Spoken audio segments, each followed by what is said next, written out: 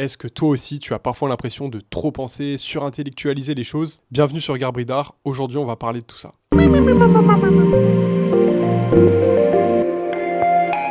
Salut, bienvenue à toi sur Garbridar, sur cette première vidéo, ce premier podcast sur cette chaîne. Moi je m'appelle Lucas, je suis un créatif, je crée des œuvres, je crée des illustrations, enfin voilà quoi, je crée des choses.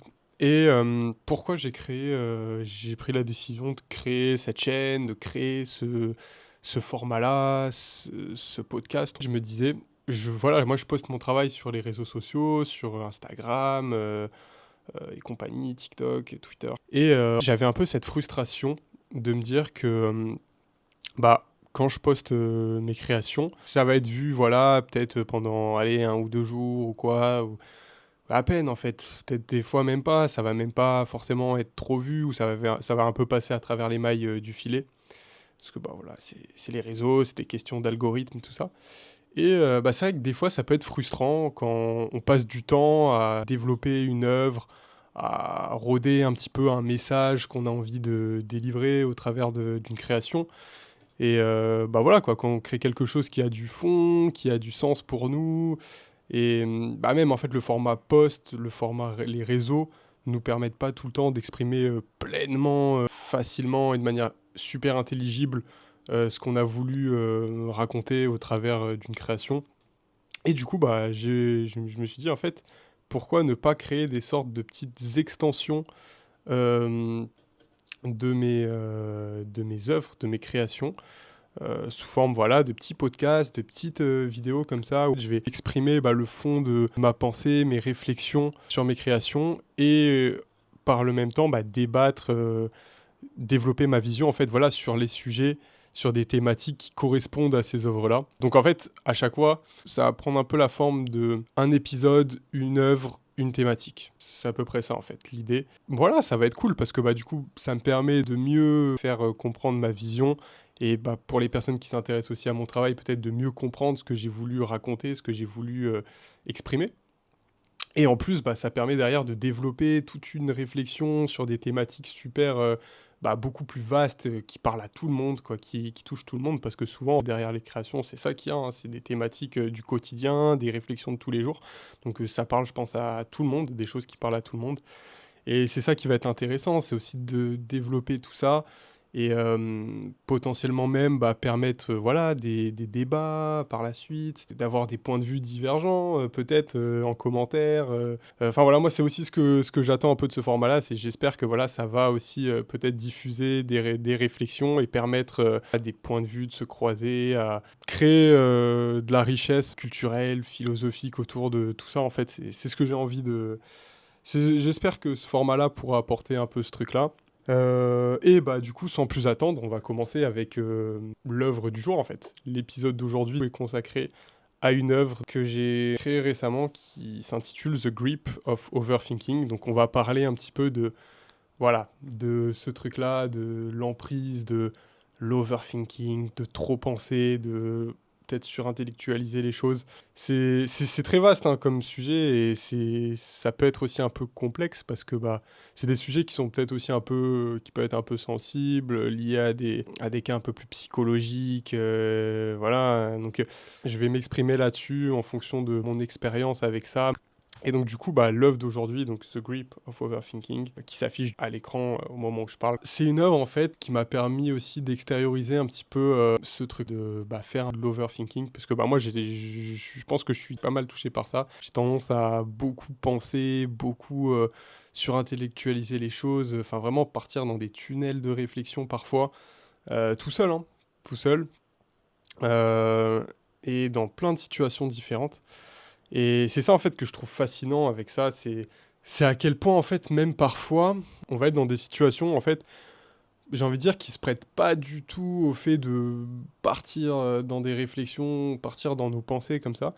Et ça va être plus fort que nous. C'est-à-dire que des fois on va passer des super moments, à des super endroits avec des personnes qu'on aime, à faire des trucs super cool, et on va penser à des choses auxquelles on ne devrait pas forcément être en train de penser à ce moment-là, et ça va potentiellement nous gâcher un petit peu ce moment-là, ou nous faire un peu passer à côté de ce moment. Et Ça, souvent, on s'en rend compte un peu après, on se dit: «Ah putain, mais c'est vrai que tout à l'heure, c'était cool ce qu'on faisait, enfin, c'était un super moment, mais ah mince, j'ai l'impression que je l'ai pas vécu pleinement, j'étais un peu ailleurs, quoi, j'étais un peu à côté». Hem et ça, moi, c'est un truc qui me touchait beaucoup, qui m'a à une certaine période, je me faisais beaucoup cette réflexion-là de dire: «Ah, j'ai l'impression que j'ai pas vécu pleinement ce moment-là, j'étais un peu à côté, j'étais dans mes pensées». Là, maintenant, j'essaie de enfin, faire l'effort aussi de voilà, de vraiment essayer d'apprécier les moments, de vraiment les vivre. C'est super important d'essayer d'être dans ce moment présent, d'essayer d'être, un peu ancré dans un moment pour vraiment, le vivre pleinement et pas avoir de regrets, là-dessus. Et c'est ça aussi l'overthinking, c'est en fait toujours être dans les pensées, penser à des choses, qui en plus souvent, sont des choses un peu fantasmées dans le sens où en fait on pense rarement au présent, on pense soit à des choses passées qui auraient pu arriver si on avait fait ça. C'est souvent des si, c'est par exemple, ah mais si j'avais fait ça, peut-être que si là, maintenant, nanana, si ça. Ou dans le futur, ça va être des choses en mode si je fais ça, peut-être que là, mais là, en fait, là, maintenant, cette situation-là va peut-être engendrer ça, et peut-être que du coup. Et en fait, c'est que ça. C'est souvent ça, en fait. C'est jamais trop le moment présent ou des choses concrètes. C'est souvent des hypothèses qu'on va essayer de ressasser, qu'on va un peu, ouais, des situations un peu fantasmées. On va essayer de s'imaginer plein de situations, plein de trucs différents qui pourraient nous arriver ou qui auraient pu nous arriver. Alors que, en fait, ça n'est pas le cas, ça n'est pas vraiment réel, en fait, ça ne s'est pas passé ou ça ne se passera peut-être pas. C'est un peu tout ça, du coup, que j'ai voulu, c'est un peu ce truc-là, en fait, que j'ai voulu représenter aussi avec cette œuvre, cristalliser un petit peu cette vision-là, où en plus, quand on est dans des situations comme ça, on porte un peu une sorte de masque, parce que bah voilà, le moment oblige à quand même être dans un certain mood un petit peu. Et nous, intérieurement, on peut pas s'empêcher en fait de switcher un peu d'état émotionnel par le biais de ces pensées-là, quoi. Et c'est ça que je trouve intéressant aussi à observer et ce que j'ai voulu représenter dans l'œuvre. Si on s'attarde un petit peu du coup sur le personnage, on voit qu'il a une expression faciale assez neutre, assez ouais, vraiment neutre. En fait, il y a pas trop d'émotions qui transparaissent, alors qu'à l'intérieur, ça explose. C'est assez volcanique. C'est vraiment même au niveau des couleurs. J'ai essayé d'utiliser des couleurs, des tons assez froids, beaucoup plus neutres, du bleu, des couleurs peut-être aussi un peu plus apaisantes à l'extérieur. Et à l'intérieur, c'est abrasif. C'est vraiment des rouges, orangés, enfin vraiment une explosion. Et ça traduit un peu pour moi ce truc-là, d'être dans nos pensées parfois, tout en ne laissant rien transparaître. Je trouve que c'est assez fou. Enfin, même des fois, je pense qu'on se rend pas compte, hein, mais on passe des moments avec des gens et on a l'impression que voilà, tout le monde kiffe le moment. Et en fait, tu vois, il va y avoir une personne peut-être qui va être en train de penser à des choses, mais dont on n'imagine même pas, on se douterait même pas en fait. Et ouais, c'est. Enfin, je trouve ce truc-là assez fou. D'autant plus que c'est une explosion de pensée un peu intérieure, mais qui reste vraiment enfermée dans la tête, quoi. Et qui vont sans doute souvent avoir tendance aussi à revenir, d'où l'utilisation ici bah, de cette espèce de cloche, de dôme de verre, qui donne l'illusion de cette explosion de pensée. On pourrait croire que voilà, après ça, hop, ça s'évacue, ça disparaît. Mais en fait, ça va revenir, parce que bah, les pensées restent quand même à l'intérieur et finissent toujours par ressurgir à un autre moment. Donc voilà, c'est un peu une sorte aussi de prison mentale, de système de prison mentale. Bon, ça paraît quand même assez... ça fait quand même très négatif dit comme ça, mais c'est vrai que souvent, l'aspect un peu redondance bah ouais, de l'overthinking est quand même un peu négatif, un peu toxique. Après, bah, il y a quand même une phrase que je trouve assez intéressante et qui, je trouve, est quand même un petit peu bah, porteuse d'espoir et de relativisme, qui dit que bah, nos pensées ne nous définissent pas. Je trouve ça intéressant parce que bah, c'est vrai qu'en fait, on peut très vite passer d'une pensée à une autre et au final, si on y réfléchit bien, ouais, les pensées ne nous définissent pas parce que euh, quand, par exemple, on va penser voilà, à des situations qui auraient pu se passer ou qui pourraient se passer, bah, en fait, c'est pas nous. Ça ne s'est pas passé comme ça. et ça ne se passera peut-être pas comme ça. Donc en fait, c'est pas nous, c'est pas notre nous présent. Donc au final, de ce point de vue-là aussi, bah oui, c'est vrai que ça ne nous définit pas en fait. Et c'est parfois juste purement parasite. Et ce truc-là, bah, ça rejoint l'analyse freudienne qui est de dire que là où je suis le jouet de mes pensées, bah, je ne suis pas. C'est-à-dire que là où mon inconscient m'amène, enfin voilà, mes pensées me manipulent, là où voilà, je ressens l'emprise de mes pensées, bah, en fait, je ne suis pas, ce n'est pas moi, ouais, c'est ça, je suis le jouet de mes pensées. Par opposition, voilà, on a aussi l'analyse plus cartésienne qui est de dire je pense, donc je suis. Même si c'est d'un point de vue quand même purement bah, métaphysique. Donc je pense, donc je suis, c'est-à-dire que j'émets une pensée, j'émets le moindre doute, ce qui veut dire bah, automatiquement que j'existe d'un point de vue métaphysique, ce qui est aussi vrai en fait. Mais je trouve que ce truc de dire que là où je suis le jouet de mes pensées, bah, je ne suis pas, je trouve ça intéressant. Et ça me fait aussi penser à parfois en fait, on est dans des situations où on va être avec des gens peut-être qu'on vient de rencontrer, ou même des proches, des gens qu'on connaît très bien. On va avoir aussi à s'exprimer bah, dans des discussions, donner notre avis, répondre à des questions. Et en fait, on peut avoir aussi tendance à surintellectualiser et à trop se questionner sur faire attention peut-être à ce qu'on va dire, ou à quelles questions on va poser, ou à quel truc.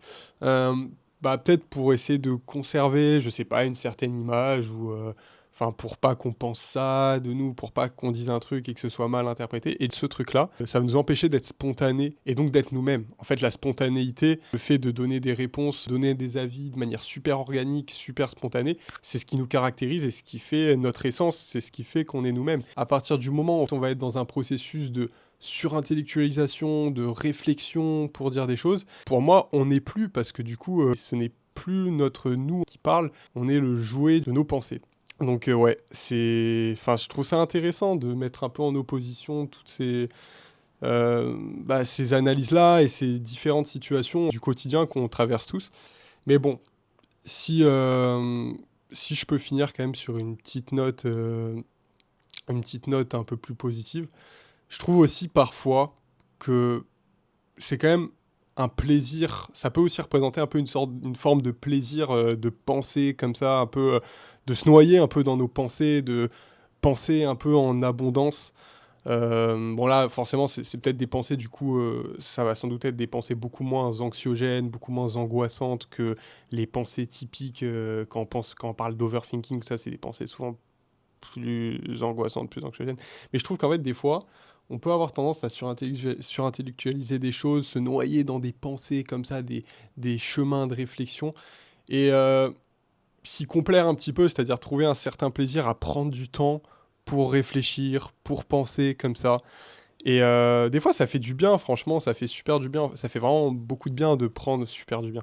Ça fait vraiment beaucoup de bien de prendre du temps pour bah, juste penser, quoi.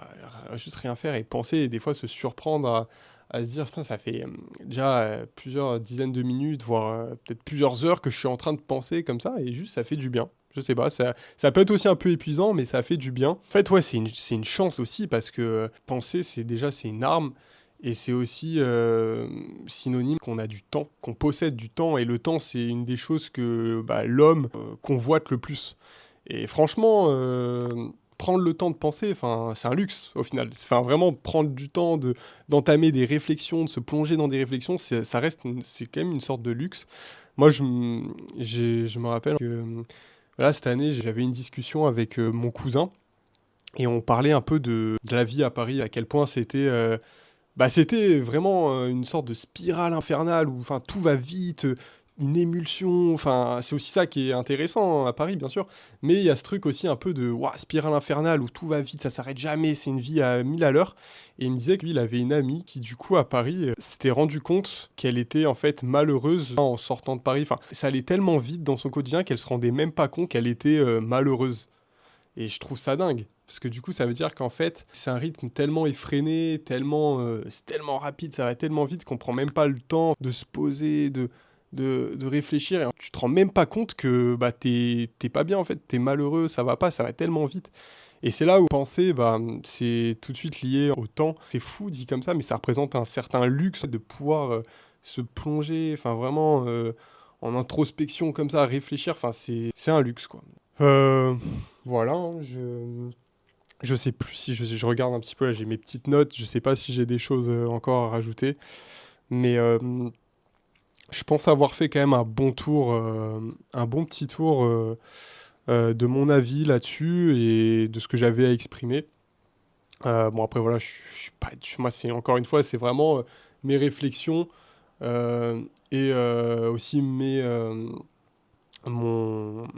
expériences, on va dire, avec ce phénomène-là, ces phénomènes-là.